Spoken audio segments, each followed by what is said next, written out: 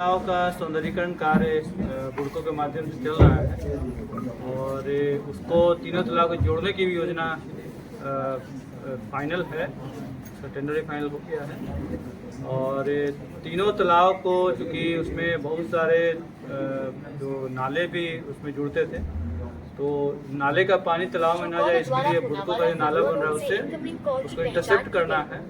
इन सब की समीक्षा हम लोग करने गए थे। साथ ही साथ क्योंकि बहुत सारा अतिक्रमण भी है तीनों तालाब के चारों तरफ, कुछ अतिक्रमण चिन्हित है, इसको हम लोग हटा रहे हैं अभी।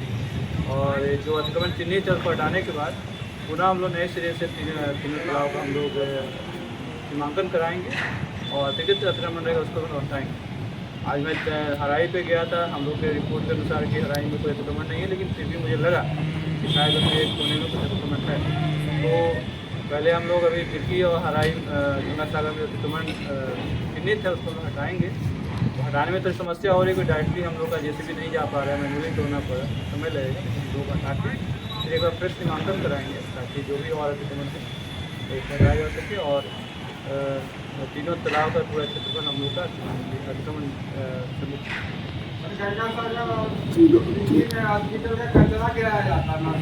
वो भी हम लोग देखेंगे और उसको शुद्ध करने का ही योजना है। इसमें से कि मिट्टी ये जो आपका जो स्लोप है, जो तालाब का एंड है, उसको पूरा स्टोन पिचिंग किया जा रहा है ताकि उसके बाद शरण ना हो, वो स्टेबल हो जाए।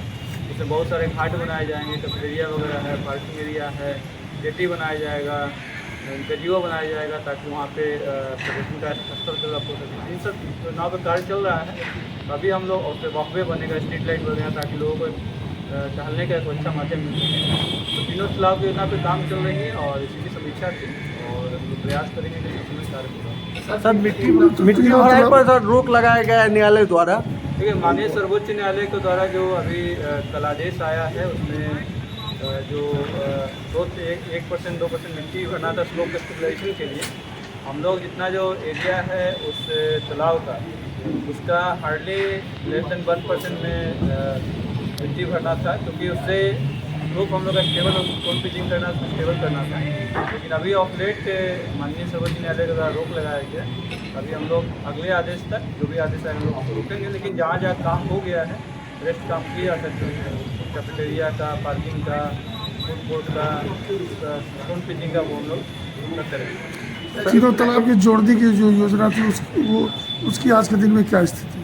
अभी उसका टेंडर फाइनल है, लेकिन चूँकि अभी सौंदर्यीकरण का कार्य चल रहा है तो कार्यक्रम के बाद ही हम लोग उसको बात कराएंगे। उसमें भोजन का भी कार्य चल रहा है, भोजन के कार्य प्रगति पे कुछ रैती जमीन जो उसमें टूटेंगे तो वो भोजन कंप्लीट हो जाएगा, उसके बाद हम लोग सर एक तरफ से सरकार कहते हैं सौंदर्यीकरण रहा है, एक तरफ से भरा जा रहा है, इस अतिक्रमण जो भरा जा रहा है मात्र 1% है, वो भी सौंदर्यीकरण के दृष्टिकोण से स्लोप को स्टेबल करने के लिए किया जा रहा है।